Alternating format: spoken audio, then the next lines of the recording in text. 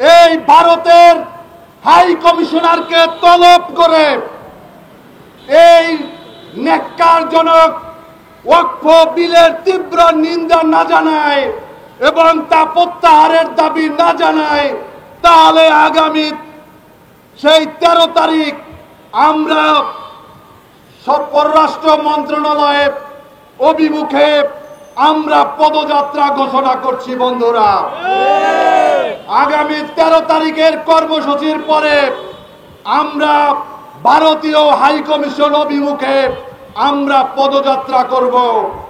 আমরা মুসলমান, আমরা কোথাও আগুন দেওয়ায় বিশ্বাস করি না, আমরা অস্ত্র নিয়ে কার উপরে হামলায় বিশ্বাস করি না।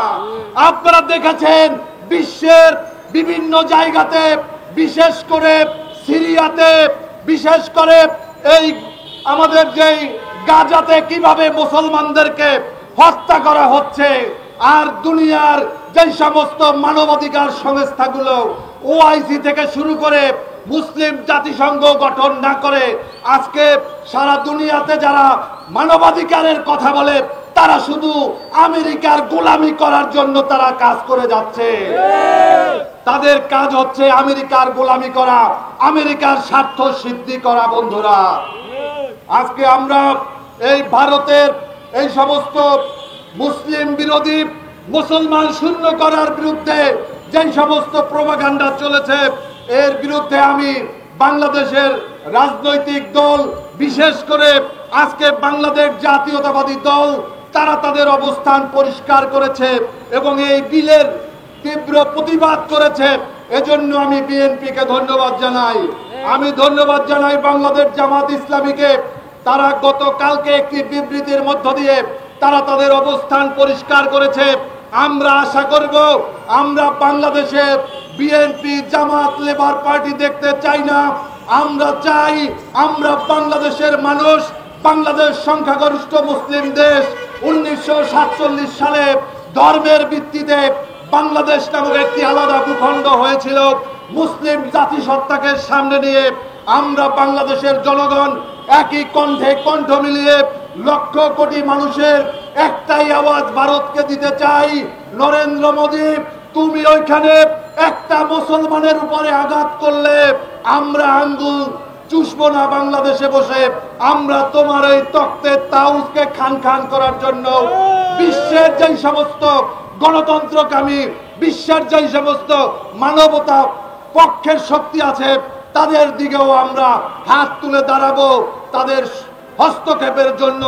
আপনারা দেখেছেন ভারত আজকে বন্ধুহীন একটি রাষ্ট্র।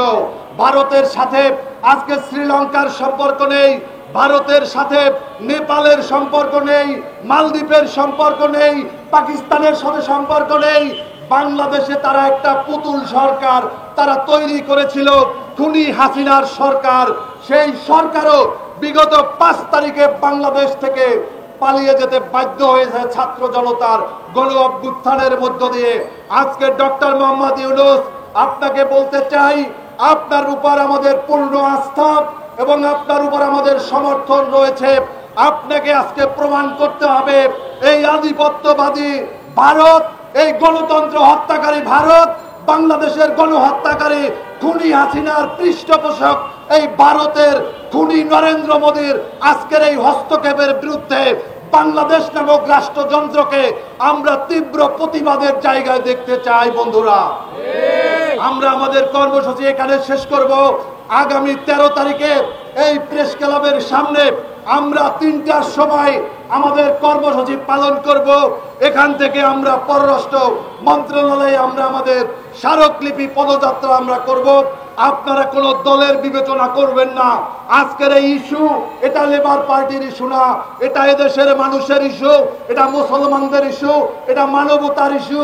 এই ইস্যুতে সমস্ত দল মতের সংকীর্ণতা ভুলে গিয়ে আসুন আমরা এক কাতারে দাঁড়িয়ে এই আধিপত্যবাদী ভারতের বিরুদ্ধে রুখে দাঁড়াই। আপনাদের সবাইকে ধন্যবাদ।